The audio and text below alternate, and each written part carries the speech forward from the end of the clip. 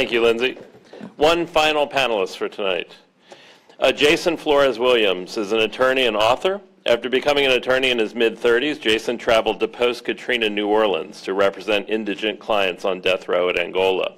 He has since run his own civil rights legal practice in Denver, doing landmark constitutional litigation and trial work, while representing political outlaws, dissidents, and the dispossessed. Most notably, he recently sought and earned federal class certification for thousands of homeless persons whose rights were violated in what has come to be known disgracefully as the Denver homeless sweeps. He also represents several defendants who were arrested on Inauguration Day in Washington, D.C., in a mass prosecution in which the government has charged more than 200 protesters with conspiracy, so that they are now facing more than 75 years each for protesting Donald Trump. He currently serves as the lawyer for the Colorado River in the recently filed case, Colorado River Ecosystem versus the State of Colorado, the first time in American courts that an ecosystem has pressed a cause of action under federal constitutional provisions. Join me in welcoming Jason Flores-Williams.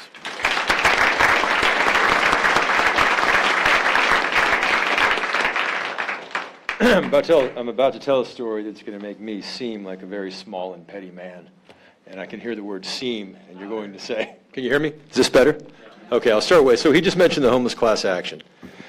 And so, you know, the Colorado River versus Colorado has gotten a lot of media attention, and that's been part of our strategy from the beginning. And I want you to think about that as we think about rights of nature litigation here in the country.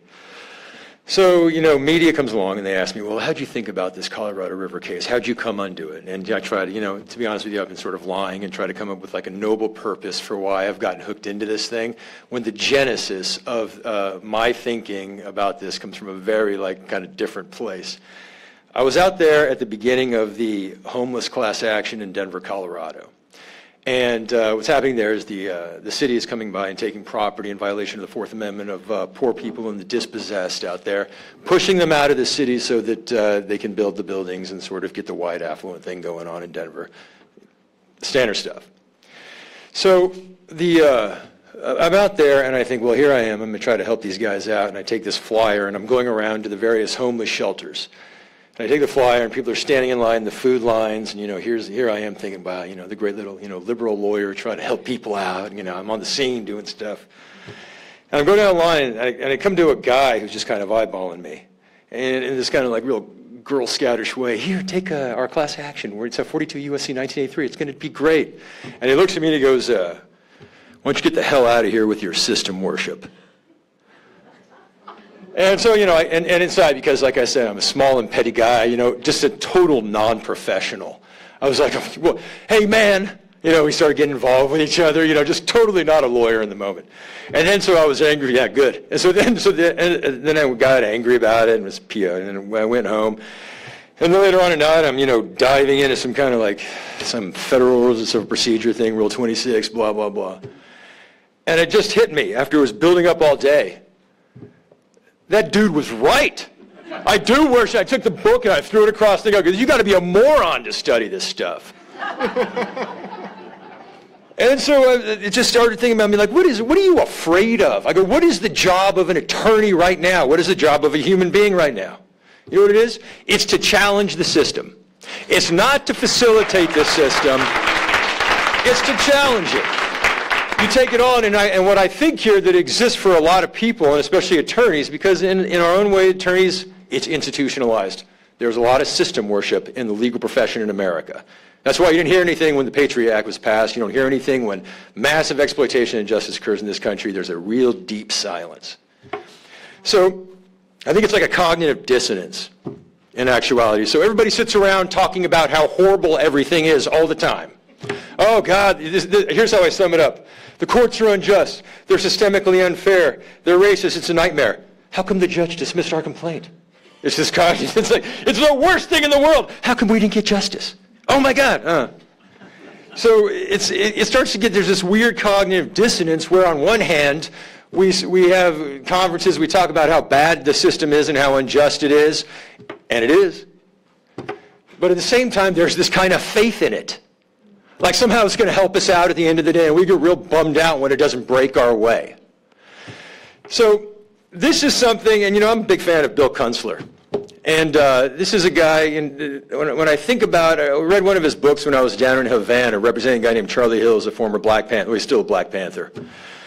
Comes out of New Mexico. And one of the things he said that really hit me was that it is the role of the attorney in every pleading and every filing and everything you do to extend the system and in some ways challenge it and attempt to break it.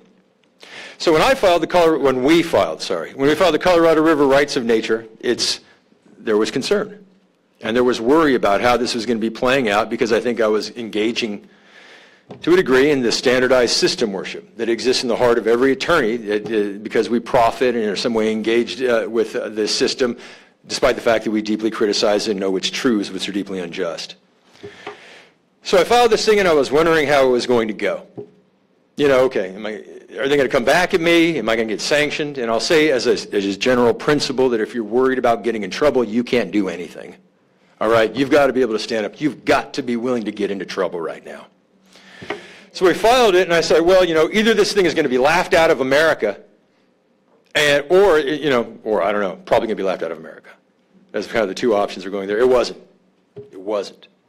Covered in the New York Times, everywhere, blah, blah, blah. All the mainstream media outlets got around all sorts of different places, got covered, and I'm an ego guy. I was checking it out and Googling it and see what was going on, and then I was looking at the comments on it, and I saw that most people understood why we were doing it, and they were in support of it. This idea right now, its time has come. That's no BS. That's no BS. So this is proven. This is proven right now. So this isn't some pie in the sky thing. The world is ready for this right now. America is ready for it. And so you think about, well, how come they're ready for it? And so this is the more complex aspect of it. Or not complex, but this is, I think, where we can get somewhat creative here, and I think everybody should have a role in this, is you've got to think about how you're going to be framing this thing. How do you frame it? How do you frame it so that mainstream media will accept it? Because, look, lack of a better term, unicorn riot's great, but they can only take you so far. You got to be able to crack these big boys out there who control the public consciousness, not for better, but for worse. And you got to get in there. And the way you frame it, and the way everybody understands this right now, is frickin' corporations have rights. How come nature doesn't have rights? Corporations have rights. That sticks in the American craw. It doesn't, even for the, I'm not going to go down that road, but even for them, even for them, it's a problem. It's a problem. They don't get it. Corporations are way too powerful. And I know I'm shocking everybody with that statement here today. So if it framed this way, corporations have rights. Why wouldn't the river upon which Nestle and all corporations depend, and states depend, and urban centers depend, and the U.S. and human beings depend, have rights? Why would there just be a massive gradient between the rights and resources available to corporations, while the resource itself, which is Mother Nature and the Colorado River, has no resources and no rights? So it's about balancing the playing field and about equaling the playing field so we'll have better outcomes in a country where corporations dominate everything. That's the framing. Now, the reason I got to that framing is because I screwed up in doing about 30 hours worth of interviews with the media until I finally realized that's the way you're going to break it down into a 10-second bit. Equal the playing field with corporations, that's it. So now the next move, what is the next move? Well, here's what has to happen, and you saw this right here. This is an Edward Abbey quote. He says, "Without courage, all the virtues are useless." And just notice the fine effort I put into this PowerPoint slide right here. I mean, just bringing it out for everybody. You really feel it. So look, it's like we can sit around here and have all of the greatest sentiments, wonderful ideas, but they're useless unless we step out of this little box, get out of here like an army, and go attack the courts. Attack the system with the rights of nature litigation, and that's how this is going to change. So Thomas and I disagree about this a little bit. But, and I'm glad we do because, disagreements are going to give rise to a more effective strategy. But in the end, I don't know why I say these little trite phrases like that. In the end. Thomas is, this lawsuit wouldn't be happening without CELDF, wouldn't be happening without Lindsay in Ecuador. Everything you guys are doing over there, it won't be happening without you guys either. I have Google. I've Googled you guys down there. I see what's going on.